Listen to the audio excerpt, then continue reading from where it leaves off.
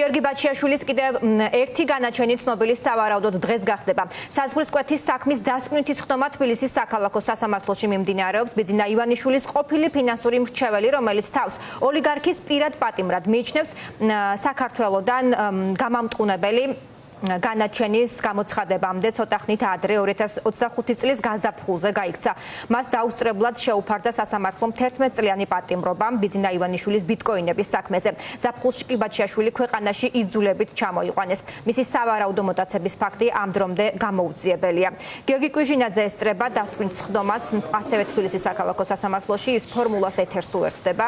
გიორგი აპირებს თუ არა თავად ბრალდებული დასკვნითი სიტყვის უფლებით ისარგებლოს, ეს მისი პირველი შესაძლებლობა მშობლების წინააღმდეგ აღძრული საქმის შესახებაც რომ ილაპარაკოს. გისმენთ. გიორგი ბაჩიაშვილის სასამართლო პროცესი რამდენიმე წუთის წინ დაიწყო თბილისის საქალაქო სასამართლოში. საქმე ეხება საზღვრის უკანონო კვეთას. ეს არის დასკვნითი სასამართლოს სხდომა, სადაც დაცვის მხარე იტყვის საბოლოო სიტყვას.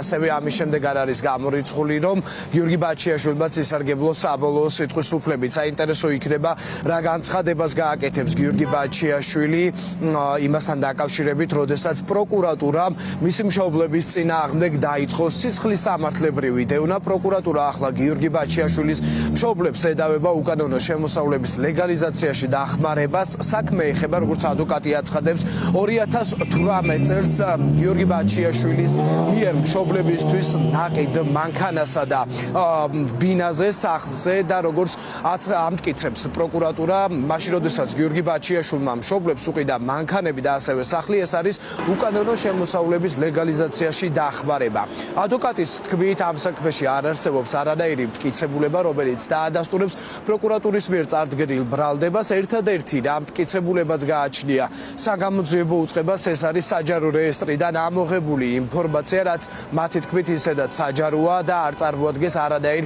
კანონდარღვევას. გიორგი ბაჩიაშვილი ასევე საინტერესოა ისაუბრებს თუ არა ბოლო პერიოდში განვითარებულ მოვლენებთან დაკავშირებით.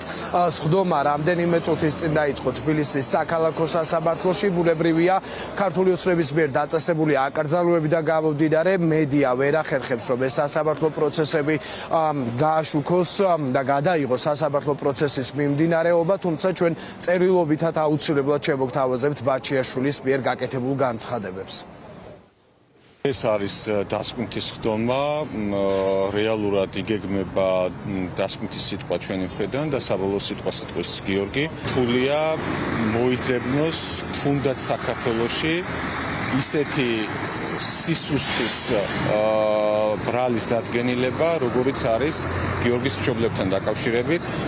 ეს სისხლისამართლებრივი დევნა არის გაგრძელება იმ დევნის, რომელიც ბაჩიაშვილის წინააღმდეგ მიმდინარეობს.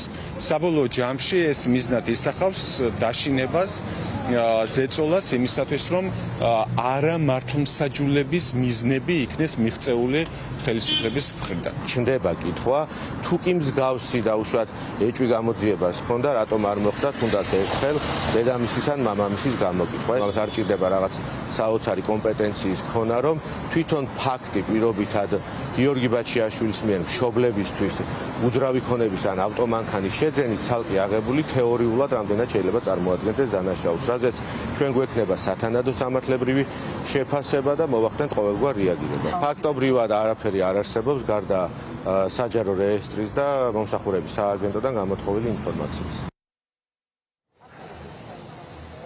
გიორგი ბაჩიაშვილის მშობლებს ბრალი პროკურატურამ დღეს დილით წარუდგინა. მათ ედავებიან უკანონო შემოსავლის ლეგალიზაციაში დახმარებას და ეს დახმარება პროკურატურის მტკიცებით გამოიხატებოდა იმაში, როდესაც 2018 წელს გიორგი ბაჩიაშვილმა მშობლებს უყიდა ავტომობილები და ასევე შეუძინა ბინა.